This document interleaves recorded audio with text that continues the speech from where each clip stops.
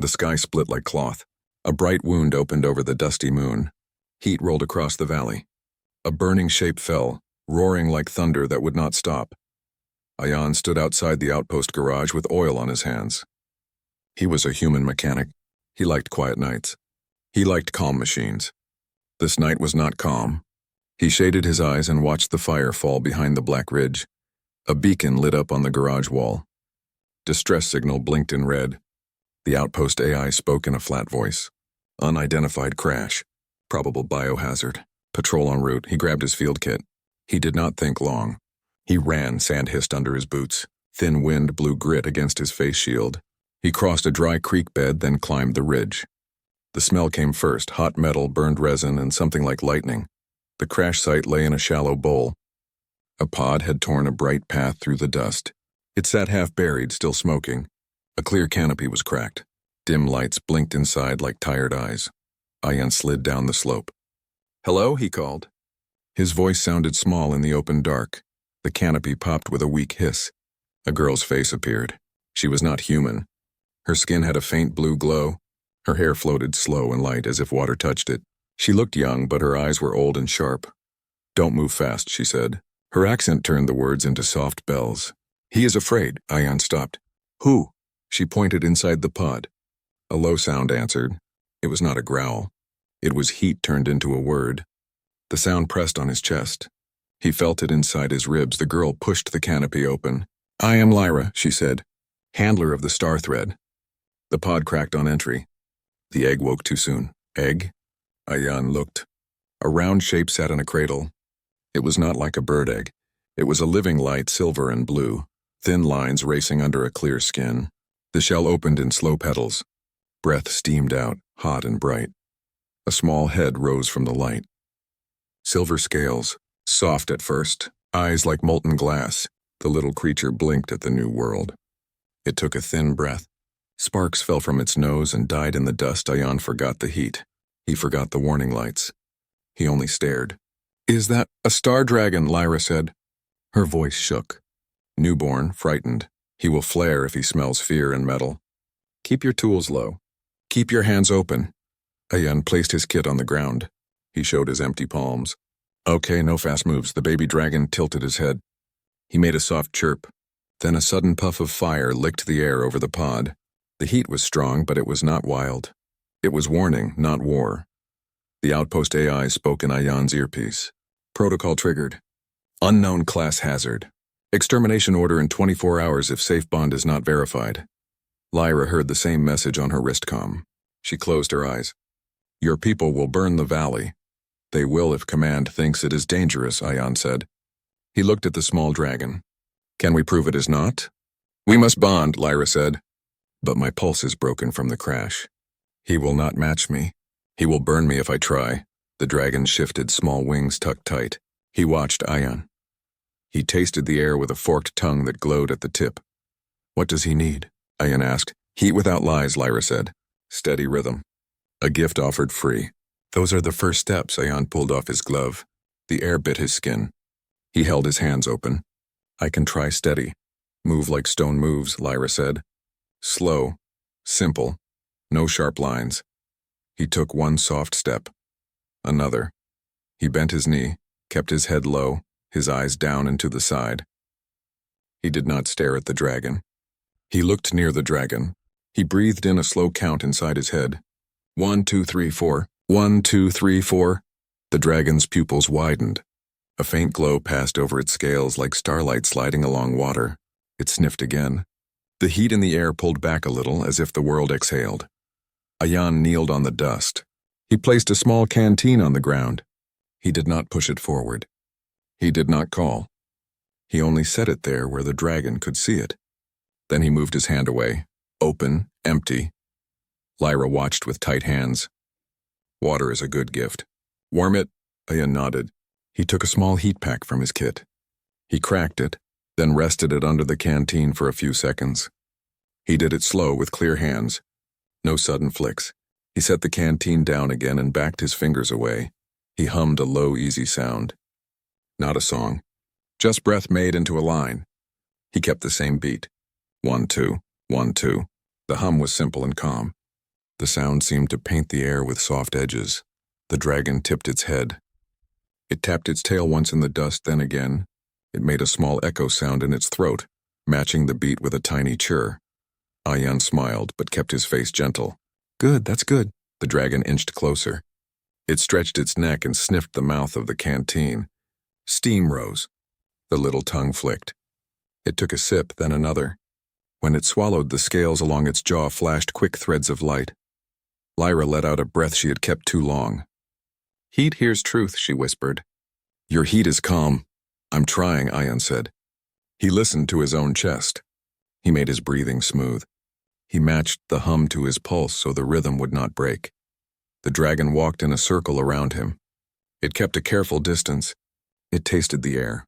It stood before him again and blew a small curl of flame that did not touch him. The fire rose and faded like a sigh.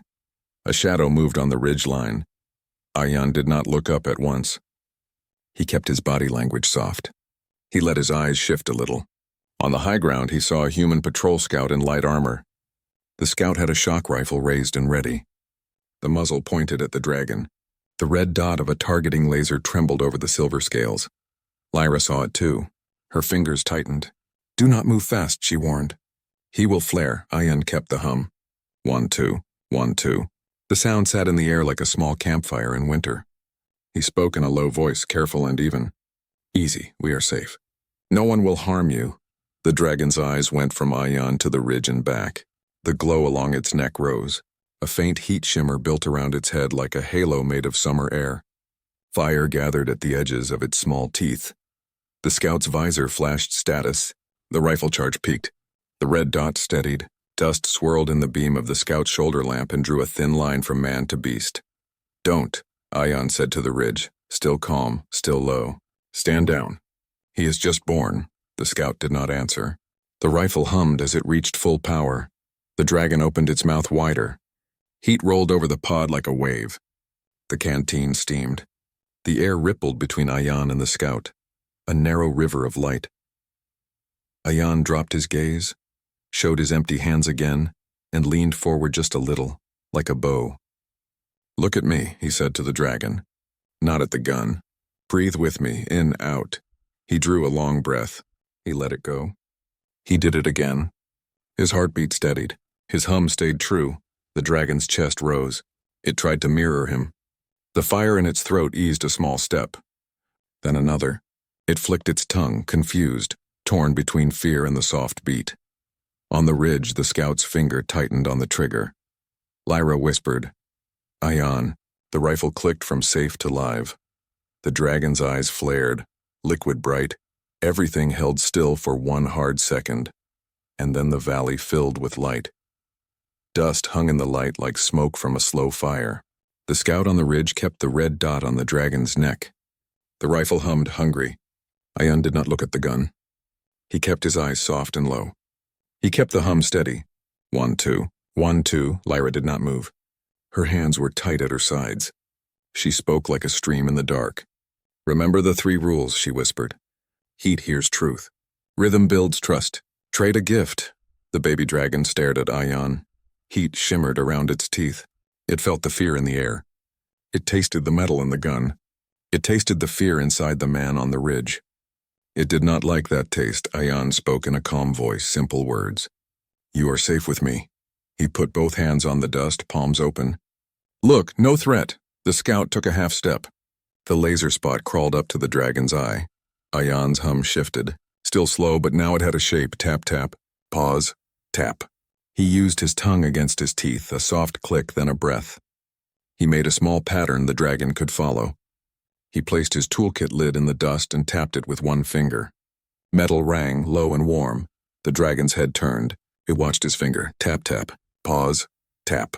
Its tail moved. Once, twice. It answered with a tiny sound in its throat. Not a growl.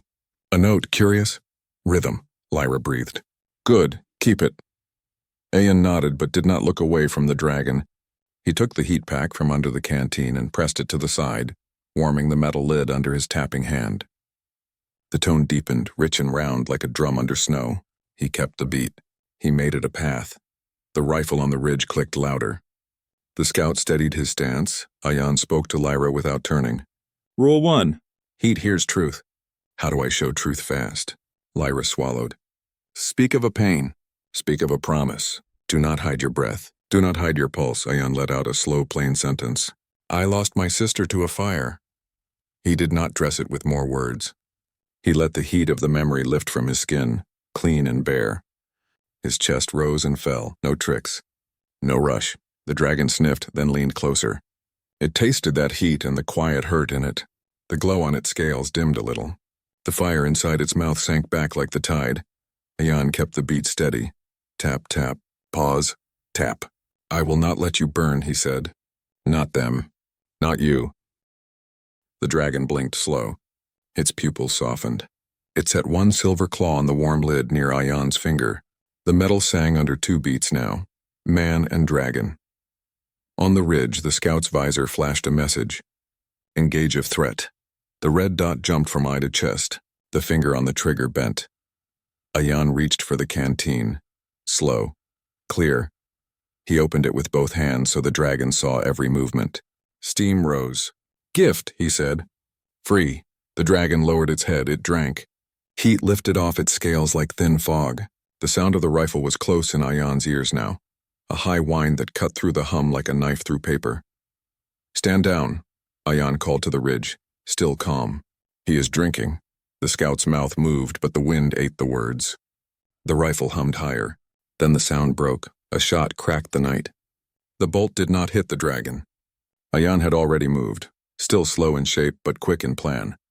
He slid the metal lid between the beam and the pup. The bolt smashed the lid. Light burst. Heat bit his palm. The shock kicked his shoulder. He grunted, teeth tight, breath rough for 1 heartbeat. Then he caught it. He pulled the pain into the rhythm. Tap, tap. Pause, tap. He did not drop the beat. Lyra gasped. You are hit. Plate took it, Ayan said through his teeth. I'm fine. The dragon jerked back, heat surging to its throat. It looked at the ridge with newborn rage. Its wings lifted, tiny but bright. Flame gathered. Ayan leaned forward. He put his open hand between the dragon and the ridge, not touching, only there, like a small wall of trust. Look at me, he said. Not the gun. Breathe my breath. He drew in. He let out and out, slow, steady. The dragon's chest trembled. It tried to match him. The flame fell back a finger's width, then 2. It made a soft, unsure chirr as if asking, Is this right? Good, Ayan said, voice warm. Very good. Lyra raised her wrist comm, her voice sharp now. Patrol, hold fire. Newborn and bonding trial. Friendly heat signs confirmed. Kill order will break treaty. Static hissed. Then the patrol channel cut in, harsh and cold. No verified bond. Extermination holds. Hunters inbound. A second light rose beyond the ridge, then a third. Drones. Round shells with net pods and shock tines. Lyra's eyes widened. Hunters? Ayan turned the warm lid into a small drum again. Tap, tap. Pause, tap. He made it faster by a hair. Not panic fast, heart fast, the dragon's tail answered. A tiny spark climbed the silver scales and danced along its spine. It stepped closer to Ayan's knee and set its chin on the edge of the lid. Its breath puffed over his fingers, hot but gentle. Rule 2 holds, Lyra whispered, hope like light in her voice. Rhythm is working. Then Rule 3, Ayan said. He pulled a small protein bar from his kit. He broke it and placed the larger piece before the dragon, the smaller one before Lyra. He left none for himself. Gift free, no chain. Lyra looked at him. You go hungry? He smiled, quick and small. He eats, you keep your strength. I'll be fine. The dragon sniffed the bar. It tasted sweet. It looked at Ayan, then at Lyra, then back. It pushed the bar toward Ayan with its nose. Ayan shook his head. It is yours. He nudged it back. Free means free. The dragon took a bite. The scales along its jaw flashed like tiny stars. It made a pleased rumble that rolled into Ayan's bones. The heat in the air eased again. On the ridge, the scout lowered his rifle a little. He watched the strange drum, the soft hum, the silver head on the man's knee. He spoke on the channel. Command advise. The human is doing something. Stall all you want, the command voice snapped. Hunters have target lock in 3 minutes. Lyra's face hardened. We must move, Ayan nodded. He tapped a new pattern on the lid. Tap, tap, tap, tap. He made it a path again. left to right, away from the ridge, toward the shadowed rocks and the old lava vents beyond.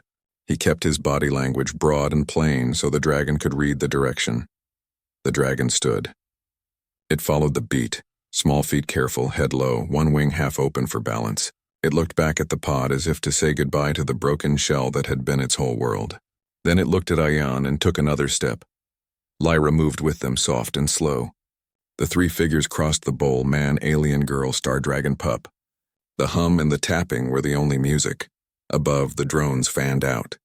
Their nets unfolded like white mouths. Their shock tines sparked blue. One drone dipped low behind the group, greedy for a clean throw. Ayan heard the faint buzz rise behind his ear. He did not turn fast. He let his body angle so the dragon saw his shoulder block between it and the threat. He kept the beat steady and slid his free hand to his belt. He palmed a flare stick. Careful, Lyra warned. Trust me, he said. He timed his breath to the drone's approach. In, out, click. The flare burst to life in his fist, a white spear that swallowed the drone's night sight. The machine jerked blind and its net shot wild. The mesh snapped past Ayan's back and slapped the dust, thrashing like a live thing. The dragon flinched, then pressed its head against Ayan's knee, seeking his heat, seeking his beat. Its own heart calmed to match his. Good, Ayan said again, almost a whisper. You're doing so well. The second drone adjusted, learning from the first. It rose above the flare glare, smart and cold, and set its net angle for a drop. The third drone climbed even higher, lining up a perfect fall. The scout on the ridge began to run, shouting something Ayan could not hear. Lyra checked her wristcom. Her eyes went dark. Extermination clock, 20 hours left. Ayan tapped faster by a breath.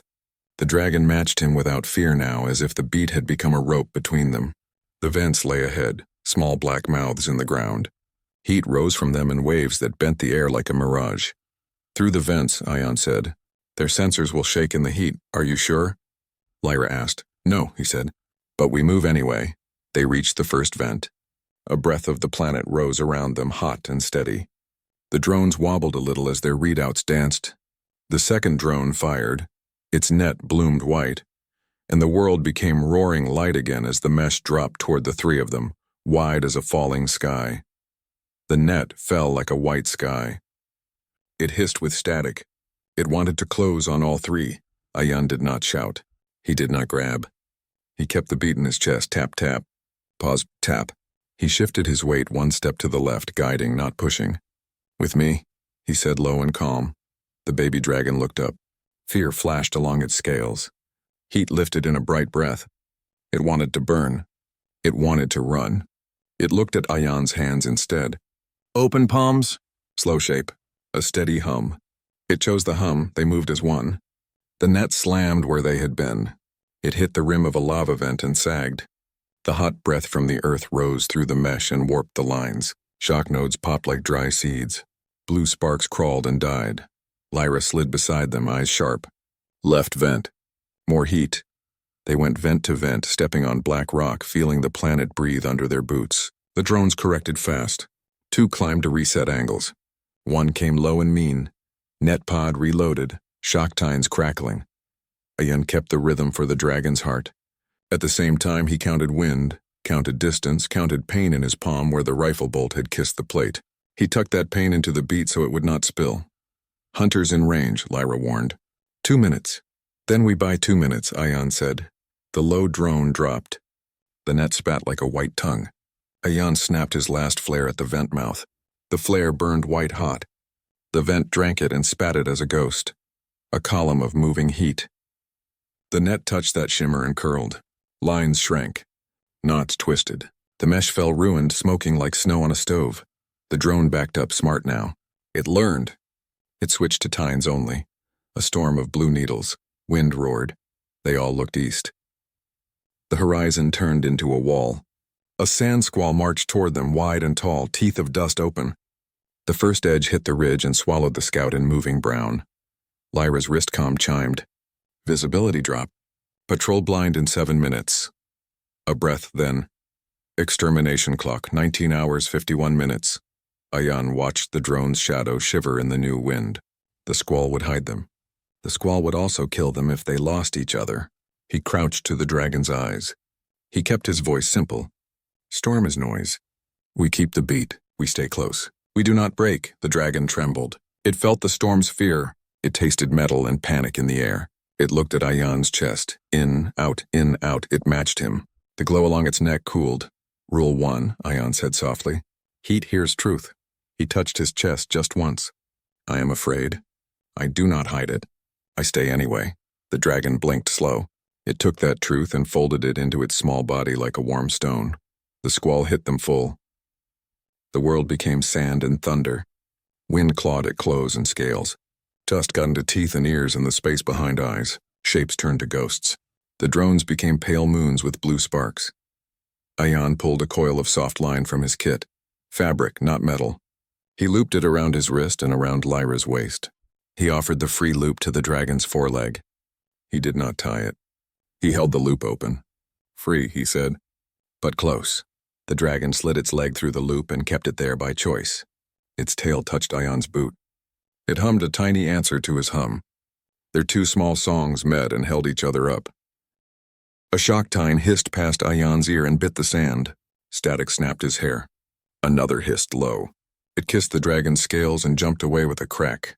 The pup flinched, then forced itself back to the beat. Breath, beat, step, simple. Together.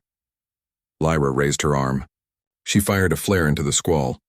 The light ballooned and tore. For 1 second, the nearest drone showed its true shape against the glow. Ayan marked its lane. He crouched.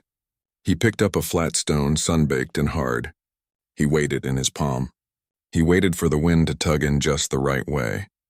He threw. The stone did not fly straight. It rode the storm's hand. It clipped the drone's side just enough to twist the shell. The drone overcorrected. It dipped into the breath of the nearest vent. Hot air slammed it.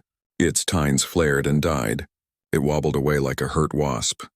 Nice throw, Lyra said, voice small in the storm. Got lucky, Ayan said, and meant it. Luck favors the brave, Lyra said, and meant that. The squall grew mean. It pulled at the line between them like a thief. It tried to steal Lyra. It tried to push the dragon off the rock lip into a vent mouth. Ayan planted his boots. He sang his hum louder, not with voice but with breath and bone. He banged the warm lid with 2 fingers. Tap, tap, pause. Tap. The dragon answered with its tail. Thump, thump, pause, thump.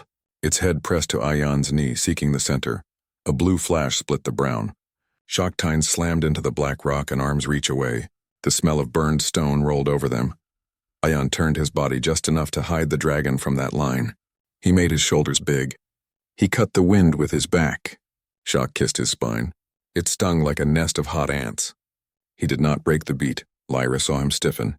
Ayan, still here, he said. Keep moving. 20 steps to the ravine. Ravine? Lyra asked. Ayan pointed with his chin. The storm drew shapes and erased them, but he knew this ground like the inside of a wrench box. There was a cut in the earth there, a narrow throat. If they reached it, the wind would be straight and the drones would have to drop close to shoot. They went. Step, breath, beat.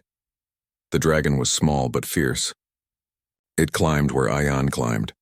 It mirrored his center of mass without words, like it had always known how to be a shadow. The squall screamed around the mouth of the ravine. Wind became a long, hard rope.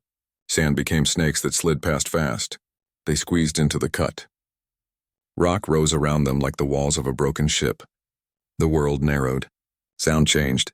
Even fear sounded smaller here. The first drone tried to follow. It dipped for a clean shot. Its tines lit the stone with blue veins. Ayan saw the pattern the light made. He slid sideways to break line of sight. The tines caught only air. The drone dropped lower. That was its mistake. Lyra snapped her wrist. A thin cord shot from the cuff and stuck to the drone's shell with a wet smack. She yanked.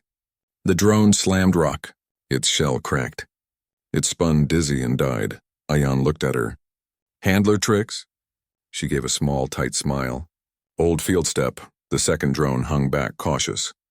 It called to someone on a hidden channel. The someone answered with a sound like cold teeth clicking. Lyra's face went pale. EMP hounds, she said. Ground units. On foot? Ayan asked. Not dogs, Lyra said. Not flesh. Machines shaped like hounds. They smell heat and fear. They chew circuits. They bite bone. Good, Ayan said, because he wanted the dragon to hear courage. Hounds can't fly. The storm began to fade at the edges. The brown dropped to a lower roar. Shapes returned. A black mark appeared on the far ridge, a crawler with long legs, slow and patient. Hounds ran around it like shadows with teeth. The scout from the first ridge stumbled into view at the ravine mouth, visor sand-scratched, rifle down. He saw Ayan and the dragon and froze. Wind knocked him to one knee. He looked small and human now. Not a weapon, just a man who could choke on dust.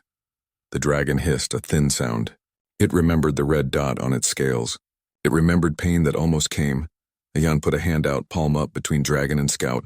"Wait," he said. "Look." The scout lifted his head. He saw the open hand. He saw the soft loop around the dragon's leg, not tied, just there by choice. His mouth moved. Ayan read the word. "Bond? Trial," Ayan said. The scout's radio spat orders at him. He flinched. He looked at Ayan, at Lyra, at the small silver head against Ayan's knee. He made a choice. He turned and fired 3 shots not at them but at the second drone. Blue sparks broke off its tines. The drone skated back, angry and surprised. Lyra blinked. "He helps us?" "He helps life," Ayan said. "Some humans do that." The crawler on the far ridge unfolded a dish. The dish glowed violet. The air tasted like a battery on the tongue. Lyra's wristcom screamed, "EMP sweep in 60 seconds. Ayan felt every piece of metal on him at once. He felt the dragon's scales hum with wary heat. He felt the beat. He leaned close to the pup and spoke in a voice as simple as a hand on a shoulder. "This is the test," he said. "Fear will come. We will not run from it. We will walk through it. Breathe with me. 1, 2, 1, 2. The dragon watched his mouth move. It watched his chest rise. It listened to the drum of his heart.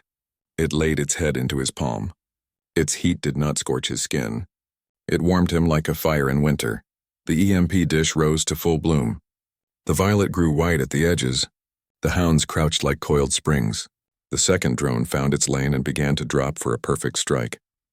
Lyra's eyes shone with fear and fight. "What do we do?" Ayan looked at the ravine walls. He looked at the vents beyond. He looked at the dish, the hounds, the drone, the storm. He counted lines. He made a plan that had no wires, no code, only breath and stone and timing. "We make the earth sing," he said. The EMP flashed, white, sharp, hungry, and the world went silent for one impossible, endless heartbeat. The EMP bloomed like a silent sun. For one breath, the whole valley stopped. No hum, no drone, no radio. Even the wind felt held by an unseen hand. Then sound crashed back. The second drone fell from the air like a dead moth. It hit rock and rolled into the ravine wall. Sparks crawled and died. The scout's visor went dark. His rifle light blinked once and went black. Lyra's wristcom screamed and then showed only a blank square. The baby dragon shook. A soft cry left its throat. Its scales dimmed and then steadied, like stars after lightning. Ayan did not waste the gap. "We move," he said. His voice was simple and sure. He tapped the warm lid with 2 fingers. New beat, short, tight, tap, tap, tap, pause, tap. The dragon answered at once. Tail, chin, breath. It found the beat and held it like a rope in flood. Lyra looked toward the ridge. The tall crawler still stood. It had long legs like a spider made of iron. Its dish hung limp for now, but other parts woke. Panels slid. Ports opened. 4 hounds leaped from black bays and hit the ground running. They were lean machines with hot mouths. Their eyes were red dots behind dust. The scout at the ravine mouth pushed himself up. He pulled off his dead visor and threw it aside. His face was young and raw. "No power," he said. "Hounds will keep charge. They hunt heat." "Then we hide in heat," Ayan said. He led them toward the vent field beyond the ravine. More black mouths gaped in the ground. Warm breath rose in steady columns. The air shook and bent like water. Lyra stared. "You will cross that?" "We will sing through it," Ayan said. They reached the first vent. Heat washed over them, thick but steady.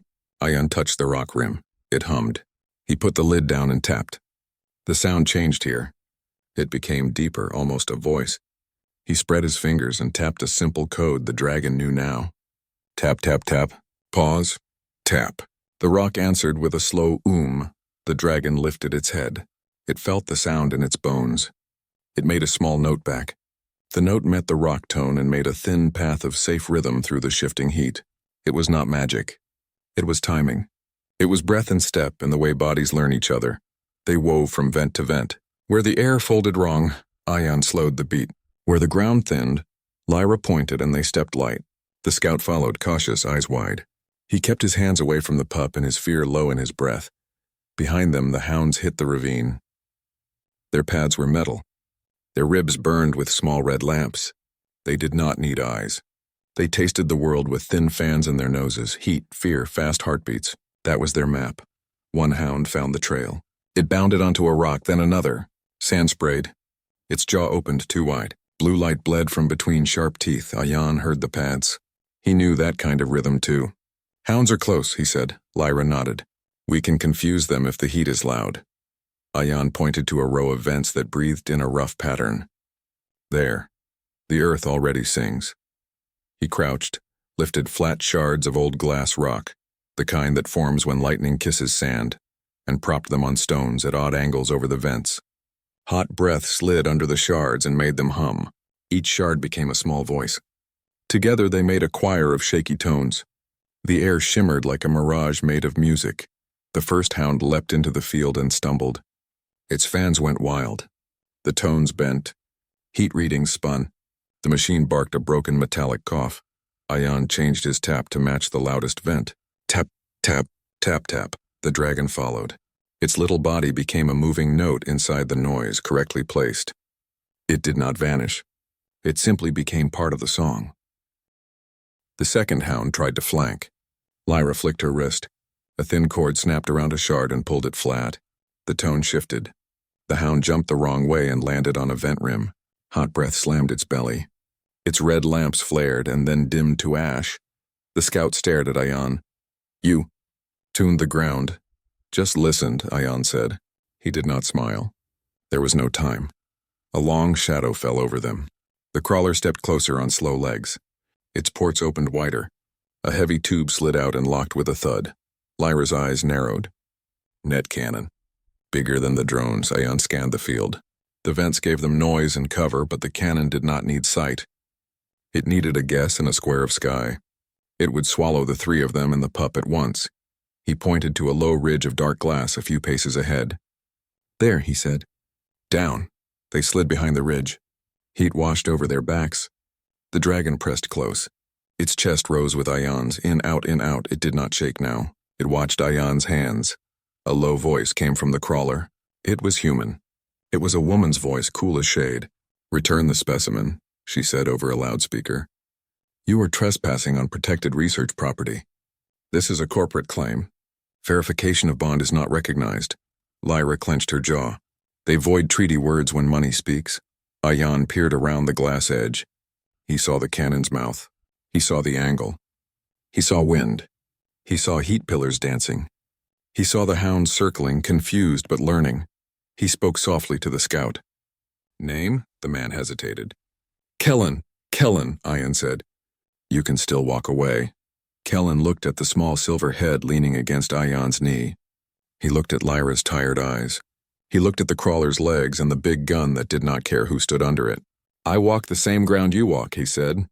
He pulled a small orange tab from his chest rig. Manual beacon. No power needed. I can drop a false heat mark. Ion nodded once. Throw it far right on my count, Kellen swallowed. On your hum, he said. Ion put the lid down. He tapped a new pattern. Tap, tap, pause, tap, tap, tap. It was a count and a door. Lyra read it. The dragon read it. Kellen read it and set the tab between two fingers. Now, Ion said. Kellen popped the tab and threw. It arced, glowing hot like a small star. It tore a bright line in the dusty air. Every hound head snapped to the light. The crawler's cannon turned a degree. It was small. It was enough. Ion rose into a crouch and lifted the warm lid. He flashed it at the cannon's eye and dropped. The glare grabbed the gun's aim for a heartbeat. Left, he hissed. They moved. Low. Quick. No sharp hands. The dragon flowed beside Ion like water with a spine. Lyra covered the rear with her wrist cord. Kellen scooped a shard and held it like a shield. The cannon fired. The net was a sun-white wall. It did not catch them clean. The glare and the false heat pulled it a half step wide. The edge grazed the glass ridge and caved part of it inward. The world filled with hot thread and falling shards. Ayan took the dragon under the net close to the ground, through a hole the size of a door. Lyra slid after them. Kellen dove last. The net slammed behind his boots and pinned the ridge like a sail. The hounds hit the net and tangled. They bit thread. Thread bit back. Blue fire crackled along their jaws. Two went down, legs twitching. The others pulled free, furious and smoking. The woman's voice came again, calm and cold. You delay a lawful action. Next shot will use barbs. No escape holes. Lyra touched Ayan's sleeve. We cannot outrun a second net. We don't, Ayan said. He looked up. Thin rock hung over them in a curved roof, melted long ago and frozen in a wave. He set both palms on it. It sang to his bones, high, thin, ready to break. We make the earth sing, he said again, more to himself, more to the dragon. He put the lid down and tapped a pattern that was not for the dragon now. Tap, tap, tap. He listened. The roof answered with a hairline hiss. He moved 3 feet and tapped again. The hiss grew thinner. Ayan? Lyra asked. Glass falls like rain, he said. If the right note calls it. The crawler's cannon clicked. Reload, charge. The hounds paced. One shook sparks from its jaw and stared with red coin eyes. Kellen knelt by the dragon, slow and open. He lifted both hands empty. Little star, he whispered, a raw sound. Please stay brave. The dragon looked between Kellen and Ayan. It chose Ayan's beat and added its own voice. A clear, small tone. It was not flame. It was a note. Ayan matched it. He tapped to the dragon's tone instead of forcing his own. The roof shivered. A fine rain of glass dust fell on their hair. Again, Ayan said. The baby sang. Ayan tapped. Lyra found the same note and hummed thin but true. Kellen patted the rock with the flat of his hand, off time at first, then closer. The roof groaned. Fire! The woman on the crawler ordered. The cannon belched. The second net flew, wide and cruel, barbs ready to bite stone and flesh. The roof let go. Glass sheets fell in a bright curtain, hot from the vent breath, hard from old sun. The net hit the falling sheets and snagged. The barbs bit glass, not skin. The net crumpled and wrapped itself in its own mess. It went down in a white knot. Shards hammered the crawler's legs. The big machine staggered, one joint bending and locking with a pained squeal. The field went still enough to hear everyone breathe. Then the woman laughed. It was not loud. It had edges. Cute, she said. But the game is large. Switch to gas, panels slid. New tubes turned. A sweet smell blew across the vent field. Not strong. Just enough to make the tongue go numb. Lyra's eyes widened in alarm. Sleep gas, fast, low dose. It will take the dragon first. Ayan's chest tightened. Masks? He asked. Lyra shook her head. Mine is dead from the EMP. Yours? Don't carry one, Ayan said. Hate how they fog, Kellen cursed. I have one. Only one. Ayan looked at the dragon. It blinked slow. Its head drooped. Its breath lost the beat. Give it to him, Ayan said. Kellen did not argue. He strapped the small mask over the pup's face. It did not fit right. The dragon huffed. The strap slid. Lyra caught it and held it with shaking fingers. The sweet smell thickened. The vents pushed it in waves. The world softened at the edges. Ayan, Lyra whispered, fading. If I fall, finish the bond. You won't fall, Ayan said. But his voice shook in a way the dragon could hear. The woman's voice floated again. Last warning. Ayan stared at the crawler's dish, at the vents, at the broken nets, at the sleeping smell that tried to close his eyes. He made one last fast plan. No wires, no tools. Only heat and wind and the one power he had left. Breathe with me, he told the dragon, and then louder, to the earth itself. Sing with me. He drew the deepest breath he could in the bitter air. He pounded the lid once, twice, 3 times, and a hunter stepped from the crawler's shadow with a long dark tube on her shoulder and fired. The tube spat a needle that could punch through stone. The needle came straight for Ayan's heart. The needle cut the air like a black scream. Ayan did not jump. He moved the way a door moves in a slow wind. He turned his chest. He lifted the warm lid and set it between heart and steel. The needle hit the lid, punched through metal, lost breath, and slid past his ribs with a hot kiss. It tore cloth. It drew a thin line of blood. It did not take his life, Lyra cried out. The baby dragon pushed its masked face against Ayan's side with a frightened chirr. Ayan's knees went weak for one small step. He fixed his breath, in, out. He made the pain part of the rhythm. Still here, he said. His voice shook once. Then it steadied. Still here. The sweet gas thickened. The world leaned. The crawler's woman spoke again. Stand aside. End this. Ayan looked at the pup. Its eyes were heavy. The mask strap slipped. Lyra held it with both hands now, fingers white. He will sleep, she whispered. Then they take him. No, Ayan said. We do the right now. Lyra stared. Here, in gas? In a kill zone? Now, Ayan said. He touched the dragon's brow with 2 fingers. If we wait, we lose him. If we bond, we prove truth. The order breaks. Lyra's eyes searched his face. She saw the blood and the steadiness under it. She nodded once. Then hear me. The right is the sky thread, breath, step, pulse, 100 heartbeats. No break, no lies. If either breaks, the bond fails. Good, Ayan said. Count me in. Kellen crouched, coughing. I'll stall them. He lifted his empty hands and stood into the gas, facing the crawler. He shouted hoarse words. Hold fire! Treaty Clause 9! No answer came. Tubes turned. Hounds paced. The woman waited, patient as stone. Lyra set her palm on the pup's chest. Listen, she told Ayan. The dragon's pulse is fast at first. You slow to meet him. Do not force him down. You invite him down. Your breath is the bridge. Ayan knelt. He put his palm under the pup's jaw where the throat glowed. He felt a quick drum. He set his jaw and found his own heart. He breathed until his beat was simple. Then he hummed the old 2-step. 1, 2, 1, 2. He matched his hum to his pulse and let the sound travel through his hand into the little throat. The dragon blinked slow. It heard the sound in bone and blood. Its fast drum began to lower by tiny steps like someone walking down a long stair. Good, Lyra said, thin and fierce. Now the thread walk, breath with step, step with pulse. Ayan rose to a half-crouch. He kept his shoulders soft. He moved one foot and breathed in. He moved the other foot and breathed out. The dragon copied, small and close beside him, 4 feet, careful on the hot glass ground. Mask hissed. Tail tapped. Breath found beat. The gas pushed at their lids.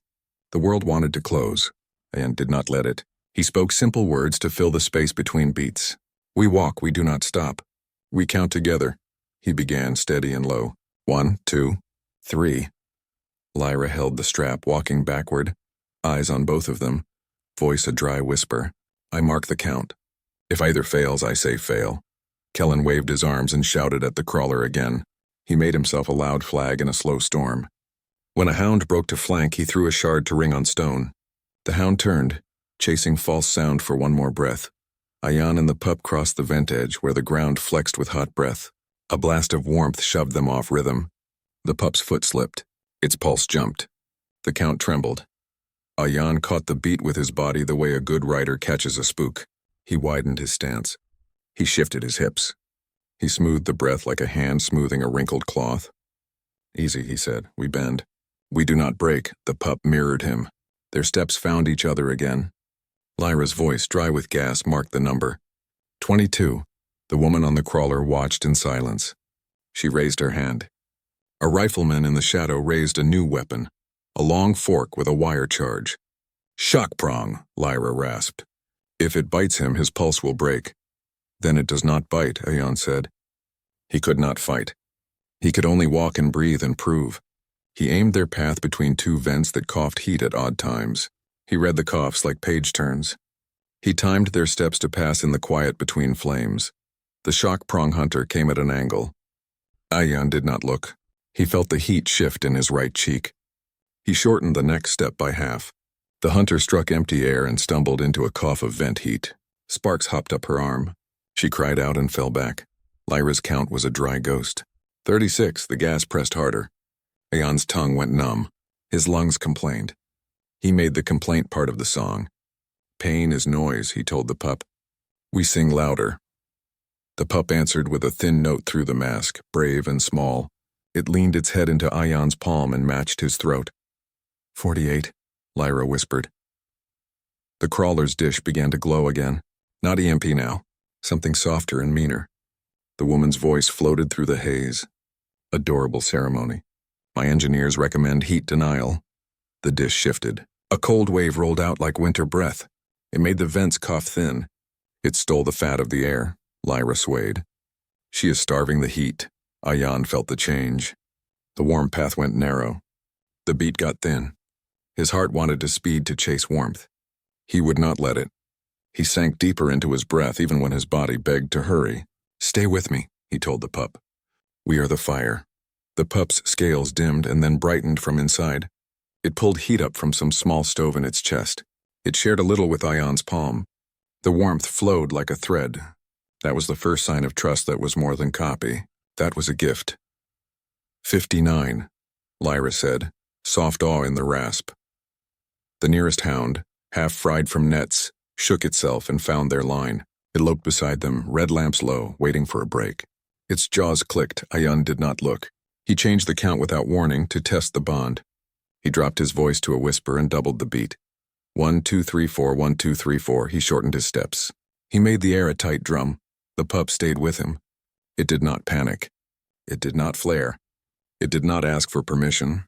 It simply matched pulse to pulse, foot to foot, because he was the path now.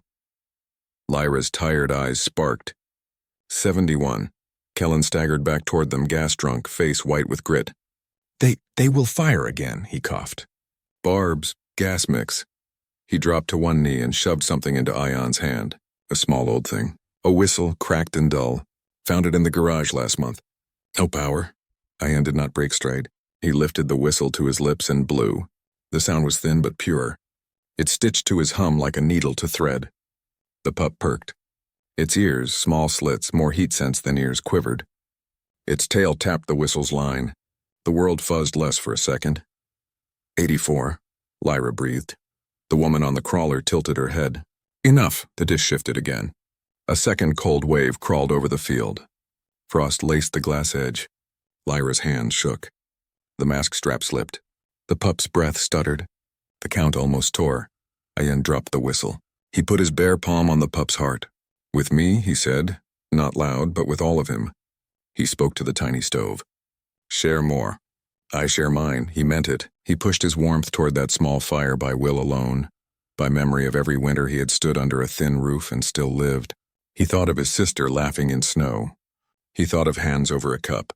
He thought of never letting go. Heat moved, not much, just enough. It ran from pup to man and from man back to pup through skin and breath. The cold wave hit and slid. The count did not break. 92, Lyra said, tears bright in gas-burned eyes. The hound lunged. Kellen threw himself into the line, arms out.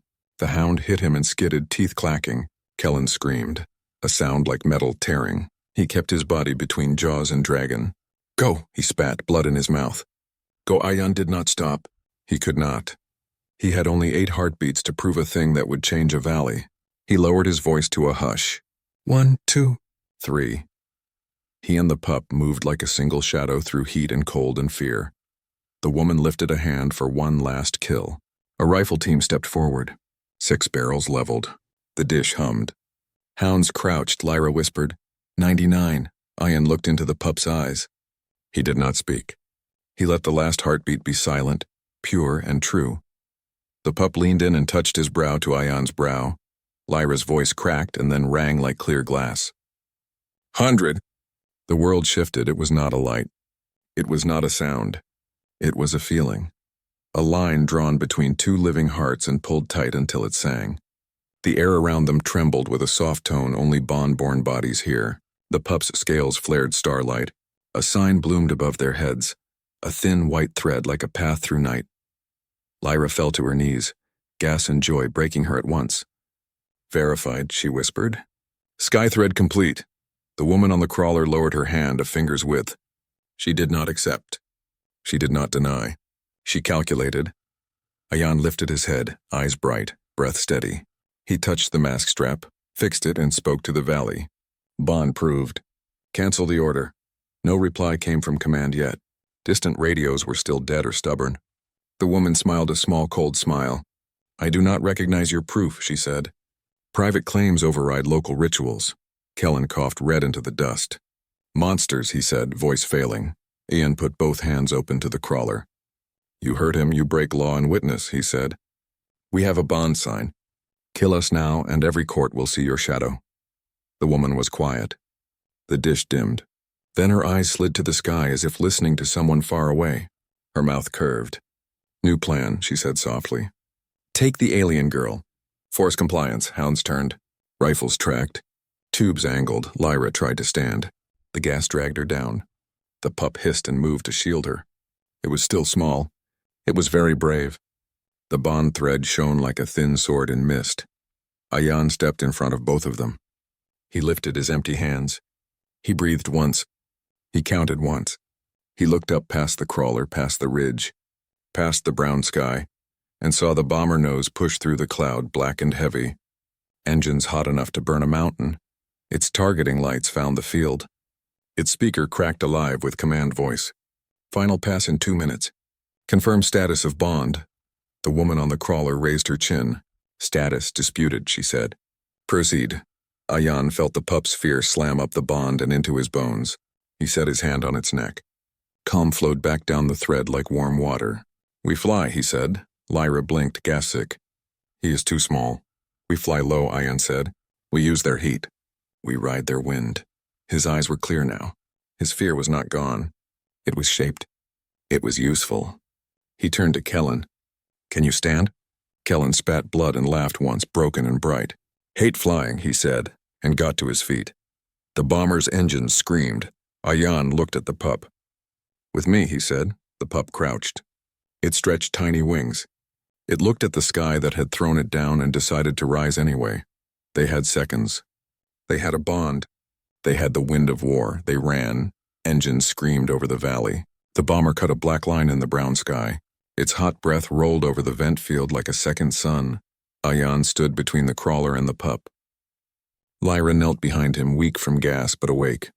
Kellen swayed on his feet, blood at his mouth, hands empty and brave. The woman on the crawler lifted one hand. Hounds crouched. Rifles tracked. Tubes turned. She spoke in a cool voice that did not know fear. Return the asset, or I take the girl. The baby dragon pressed close to Ayan's leg. The bond thread hummed in his bones, thin, bright, alive. Lyra forced words through a raw throat. Ayan, our right is done, she said. But my clan's law says one step more. The dragon must choose, not be kept, not be forced. Ayan heard the bomber's altimeter tick down in the engine's wail. He had no extra minutes. He had no extra skin. Still, he looked at the pup and said the only true thing left. You are free, he told it.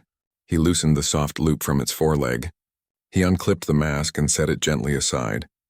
He set down the metal lid that had been drum and shield and friend. He lifted both hands open so the dragon could see that he held nothing and wanted nothing. Kellen stared. You're letting him... Yes, Ayan said. Free means free. The woman on the crawler laughed once, low and sharp. Sentiment, sweet, stupid, she nodded. A hunter stepped forward with a rod like a black spine. At its tip, a small cage-shaped device quivered. Bond leash, the woman said. Turns choice into signal. If the dragon will not come, we will make him. Lyra gasped. That tool is banned. Everything is legal when you fund the court, the woman said. Ayan did not look at her. He only looked at the pup. He spoke in simple words that were clean as water. You owe me nothing. If you want Lyra, go. If you want your own sky, go. If you want me, I stay. I walk where you walk. But you must choose now. The dragon tilted its head. Heat flickered over its throat, unsure and young. It looked at Lyra, at her shaking hands. It looked at Kellen, pale and stubborn. It looked at Ayan. The bond thread pulled and loosened like a tide moving through him. It filled with pictures that were not words. A wrench, a broken pod, a boy's voice steady in storm, a hum that would not break, a hand that did not grab, a pain not hidden. A door opened. The bomber's siren cut through the heat. Final pass in 90 seconds, the woman lifted the leash rod. She placed the cage point toward the pup's chest. Last chance, she said. Ayan stepped sideways, out of the pup's line, not into it. He would not be a wall. He would not be a net. He would be empty space and a quiet path. Choose, he whispered. The pup took one small step away from all of them. It stood alone on glass and dust. It lifted its chin. The silver scales along its throat brightened from star to dawn. The woman thrust the leash rod. The pup moved. Not back. Forward. It flowed past the rod like water around a stick, quick and sure. It walked past Lyra, who wept silent tears and nodded yes, yes. It walked past Kellen, who grinned a broken grin. It walked past Ayan and stopped behind him. It set its forehead between his shoulders where the shock sting still burned. It opened its small wings as wide as they would go. It made itself bigger than it was, a silver shadow drawn by the sun. Heat rolled over Ayan's back, not as flame but as pledge. The bond thread sang. Ayan closed his eyes once. He let out one breath that was half laugh, half cry. "Thank you," he said. The woman did not thank anything. "Barb fire," she ordered, rifles cracked. Barbed darts hissed like angry snakes. Ayan didn't command. He asked. "Little Star," he said quietly, "and would you help?" The pup answered with action. Its chest flared. It did not blast wild. It laid a clean line of heat, thin and bright, that softened the dart tips in air. Barbs hit glass as dull seeds and bounced. A few struck Ayan's jacket and stuck without bite. He pulled them out and dropped them like rotten thorns. The woman's mouth lost its smile. The bomber's voice boomed. "Final pass in 60 seconds. Confirm bond status." Lyra forced herself upright on shaking legs. "I will be the witness," she croaked. She pointed her wrist comm at them and spoke for any ear that still worked. "Skythread complete. Choice made. Bond bright. By treaty. Cancel burn." Static answered, thin and mean. The crawler's dish turned one last time. Frost laced the vents. The sweet gas thickened. The air tried to make them sleep. Kellen swayed. "I can buy 10 seconds," he said. He picked up a heavy shard, the size of a shield, and planted himself in the open where every gun could see him. He raised both hands and shouted for the recorders that might wake. "I, Kellen Rafe, patrol witness, affirm a true bond. You shoot now, you shoot witness." A pause hung in the heat, one heartbeat long. Then the woman gave up on clean law. "Take the alien," she said flatly. Hounds lunged. Two went for Lyra, fast and low, jaws bright. Ayan did not run toward them. He ran past them, straight at the dead nets and the bent crawler leg. "With me!" he called to the pup. The pup leapt. Not high, not far. Just right. It clipped the net knot with a flick of flame. The melted threads fell in a white sheet between Lyra and the hounds. The first hound hit net and tangled. The second bit net and shook sparks into its own mouth. Blue fire crawled along its teeth. It coughed and reeled. Ayan slid on glass, grabbed a dangling barb line and threw. The line wrapped a hound's back legs. It crashed, skidding, red lamps wild. Lyra stumbled behind the net curtain and braced on a stone. "I am fine," she lied, then laughed at the lie. "Mostly." The woman's voice did not change. Third volley. Gunners raised rifles again. Ayan looked up at the bomber. Engines roared. Heat bloomed around its nose, thick as lava. He saw the path inside that heat the way he saw threads in a cracked long belt. A lane, narrow and wild, that a brave thing could ride. He turned to the pup and did not say, "Do this." He said, "I know a wind. It is hot and strong. We can ride it. Not alone, together. But if you do not want to fly, we stay. We fight here. Your choice." The pup looked at the sky that had broken it. It looked at the ground that had held it. It looked at Ayan. The bond thread warmed like hands around a cup. The pup crouched. It spread its wings. It tapped Ayan's boot once, twice. "Ready, Lyra," Ayan called. "Can you climb?" Lyra nodded. "I will slow you." "You are not weight," he said. "You are witness." Kellen staggered to Lyra and lifted her to the glass ridge. "Go," he rasped. "I'll keep the floor dirty." He turned and charged the nearest hound with nothing but a shard and a curse. It was a bad plan. It was a good heart. The hound met him with metal jaws. Kellen slammed the shard into its mouth and held on, yelling something rude about corporate payrolls. The woman on the crawler watched Ayan swing onto the pup's back without reins, without hooks, without any machine at all. "You will fall," she said, like a fact. "Maybe," Ayan said, like a joke. "But we fall up first." He lay forward, chest to warm scales. He set his palms on the pup's shoulders. No squeeze. No command, only contact. "Breathe with me," he whispered. They breathed. In, out. The bond thread tightened until it sang. The pup ran 3 steps. It leapt. The first lift was ugly. Wings wobbled. Air grabbed wrong. Dust clawed their eyes. Ayan did not try to steer.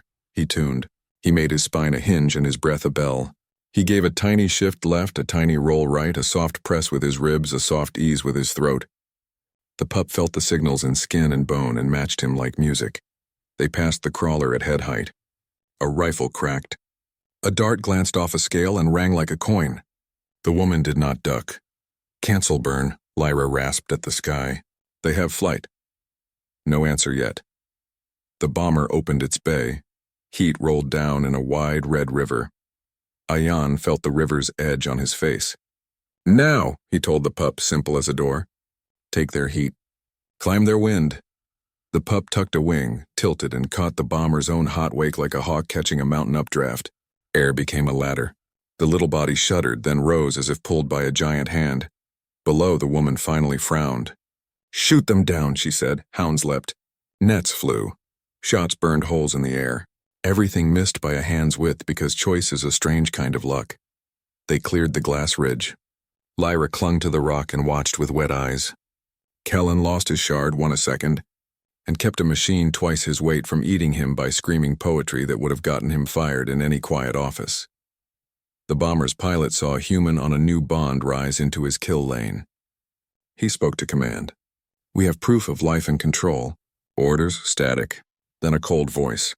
"Status remains disputed." The bay doors began to close. Or open, or prime. It did not matter. Everything mattered. Ayan and the pup reached the hot river's heart. The world dropped away. The sky became close. The woman on the crawler looked up, very calm, very certain of something Ayan could not see. She touched her ear and smiled a small private smile. A second smaller dot, darker than shadow, slid out from behind the bomber's wing. Not a drone. Not a hound. A second dragon egg. No, not egg, a second pup, iron dark and already scaled, riding a black glider with someone else on its back. Lyra saw it. Her voice turned to stone. Who took it? Ayan did not hear her. He felt a new heat on his skin. Cold heat. Wrong heat. Coming fast from above. He bent low to the silver neck. "Little star," he breathed. "We have company." The iron dark pup folded its wings and dove straight at them. The iron dark pup folded its wings and fell like a knife. A rider crouched low on its back, slim and still. Black visor hiding the face. A cable leash glowed along the beast's neck. Not a bond. A choke. Ayan felt the wrongness before he saw it. The bond thread in his bones quivered. The silver pup under him hissed, small and fierce. "Breathe with me," Ayan said. "We do not panic.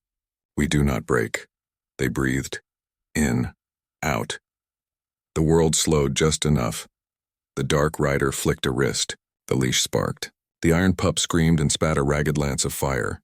It did not aim, it obeyed. The flame line cut the hot river and clawed for Ayan's head. Ayan did not pull. He did not kick. He shifted. A soft press of ribs. A small roll of shoulder. He changed their angle by a hand's width. The flame missed and tore a bright scar out of the bomber's wake. The bomber's pilot cursed in a voice the valley heard. Unstable air. Unknown hostile mount. Lyra, far below on the ridge, cupped her hands and shouted to the sky with a wrecked voice that still rang. "Hold the line, Ayan. Ride the heat." Kellen, bleeding and laughing like a mad poet, rammed a hound with a broken shard. "Fly, Tinstar," he yelled. "Make the lawyers cry." The woman on the crawler watched without speaking. Her eyes were knives. She touched her ear, listening to a rich ghost. The dark rider dove again. The iron pup's wings beat hard. It was older by hours and stronger by weight. The leash sparked. The dragon flinched and obeyed. It went for the silver throat. Ayan laid his palm flat on the silver neck and gave his breath, not as command but as song. 1-2. 1-2. He kept his body soft and honest and brave. The silver pup matched him like a second heart. "Little star," Ayan whispered. "We do not meet fire with fire. We meet power with path." He felt the bomber's engines. He heard the shape of their roar. He tasted a crosswind like a thin blade. He saw a lane in the air that was not visible, only knowable, a slip where hot and cold kissed. Now. They dipped one wing, slid under the dark pup's strike, and let the bomber's hot wake lift them like a hand. The iron dragon slashed empty air and overshot. The leash snapped tight. The rider jerked. The visor turned. The rider looked straight at Ayan. The face behind the glass was still hidden, but the intent was loud. The rider pointed down at Lyra on the ridge and cut a kill sign across the throat. Ion's jaw clenched, then loosened. He did not give the visor his anger. He gave his dragon his calm. Below, the bomber lined up the final run. Its bay gaped. Heat built like a Red Sea. Command voice cracked through dust and gas. Bond proof required. Show synchronized flight or the order stands. Lyra pressed her ruined wristcom to her chest and cried out to any ear that would wake. Watch them! Watch the breath. Ian sensed the clock without looking. The valley was a throat. The bomber was a hammer. He had one trick left, and it was not a trick. It was trust, little star, he said. We will fly without hands. He lifted both palms into the air, open and empty, so the pup could feel he did not hold, did not force, did not fear falling. The silver dragon trembled and then settled under him. Their breaths locked, their pulses braided. The bond thread sang, bright and thin and unbreakable. They rolled together, slow at first, then clean, a wide arc that rode a calm circle in a storm of hot wind. Ayan did not steer. He listened. He moved when the dragon moved, and the dragon moved when his breath asked. No reins, no leash, only a living line. Lyra's eyes filled. Synchronized, she whispered. A prayer wrapped around a law. Kellen pointed up with one bloody hand. You see that, you fog-souled accountants? He yelled at every camera that might someday exist. That's a bond. Even the bomber hesitated for one heartbeat, engines holding their breath. The dark rider cut that breath in half. The iron pup snapped back into the lane, leash cracking. It dove at the silver pair with cruel speed. Ayan felt the attack in his skin before it came. He dropped his hands to the silver shoulders, not to clutch, but to share weight. Trust me, he said. And I will trust you. They folded into each other. The silver pup tilted, tucked, and slid under the diving strike. Its tail flicked once with a small, neat flame, not at the iron dragon, but at the leash. Heat kissed cable. The leash spat and went dark. The iron pup bucked, confused. For 1 second, it was not a weapon. It was a child. The rider slammed a fist into the side of the beast's neck where a second socket hid. A spare leash popped, latched, and bit. The iron dragon screamed and obeyed again. Ayan's teeth bared, not in hate, in grief. We don't break hearts to win, he told the air. We show them a door. He ran his palm down the silver neck and let every honest thing he had flow through the bond. Pain, hope, rage turned to shape. The promise he had made to a tiny life in a broken pod. The silver pup took it all and burned it clean. Ready? Ayan said. They climbed, straight toward the bomber. The pilot swore. Are they insane? The woman on the crawler finally smiled, thin and pleased. Closer, she murmured into her hidden channel. Let them burn on the wake. Ayan did not plan to burn.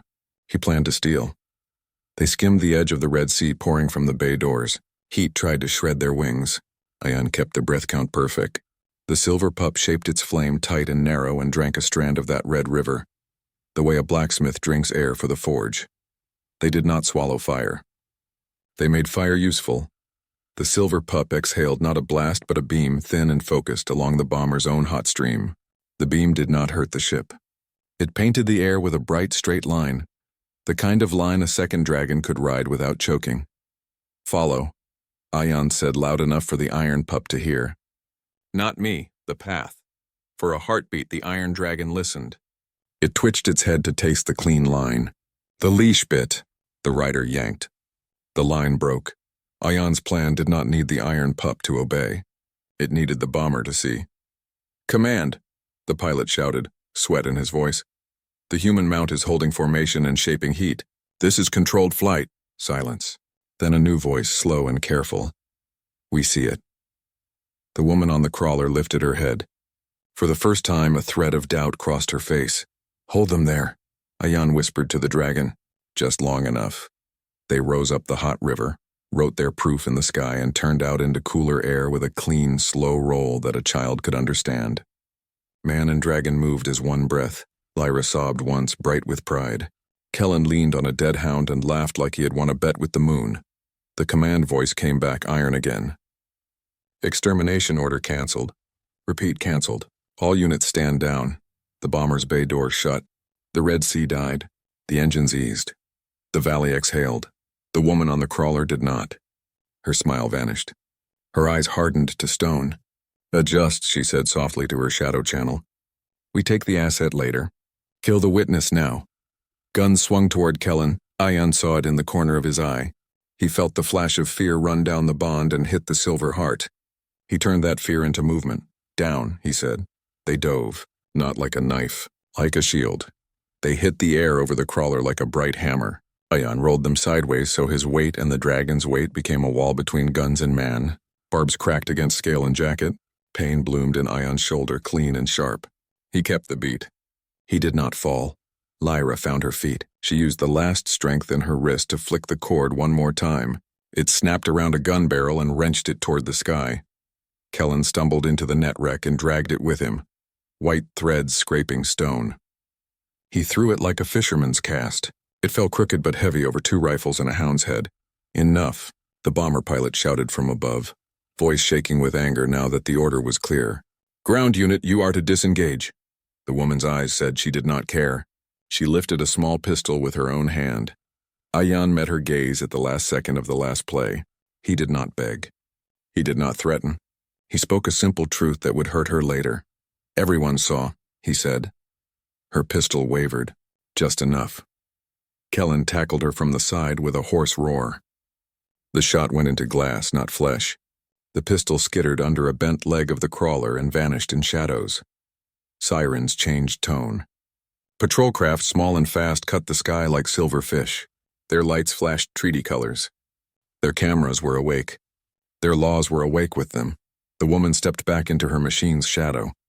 Her mouth found the old smile, thin, fake, already planning. We will audit your proof, she said. We will appeal. Do, Lyra rasped. Bring a dictionary. Read the word choice. The woman's crawler hissed and knelt. It folded itself like an insult and began to retreat, legs clicking. Hounds limped after it, smoking at the edges. The dish drooped. The vent field sang a low, tired song. Ion and the silver pup hovered low, wings working, breath steady. He slid off and landed light. The dragon folded beside him, eyes bright, chest warm, proud and small and brave. Kellen limped over with a grin that hurt to see. I'm going to sleep for a week, he said. He looked at the dragon and then at Ion. That was the most illegal, beautiful thing I have ever seen. Ion laughed once, soft and real. Thank you for not dying. Wasn't on my calendar, Kellen said. Lyra came to them, legs shaking, joy in her face like sunrise. She pressed her forehead to the pup's, then to Ion's shoulder where a barb had bitten. You flew, she whispered. You chose. The sky thread is bright. The pup churred, happy and tired. It pressed its head into Ion's palm and shared a small pulse of heat that healed nothing and helped everything. Overhead, the bomber turned and climbed away. The patrol craft circled slow, taking pictures of the living proof. Radios crackled with words that tasted like law and relief. Then the sky, now quiet, made a new sound. A thin, sharp whistle that did not belong. Ion looked up, high above. A black glider cut across the blue-brown, small and fast, slipping away on a private wind. The iron-dark pup rode it, tired and bound. The dark rider glanced back once. The visor flashed red for a heartbeat like an eye that promised winter. Lyra's voice went cold. Second dragon stolen, she said. Different handler. Different law. Same money. Ion touched the silver neck. The bond thread hummed, bright and brave. He felt a question rise from the small heart into his own. It was not words. It was a direction. Not today, he told the sky. You live, we plan. We hunt right. The pup leaned into him. It accepted the promise. Kellen wiped blood from his mouth. What now? Ion looked at the valley that still stood. At the patrol lights, at the retreating crawler, at the thin, vanishing line of the thief in the high air. He breathed once, deep and clean. Now, he said, we build a team. We find the second star. We make this valley safe. And when we fly again, he stroked the small silver head. We won't fly alone. The bond thread sang a quiet, steady note. The valley answered with wind.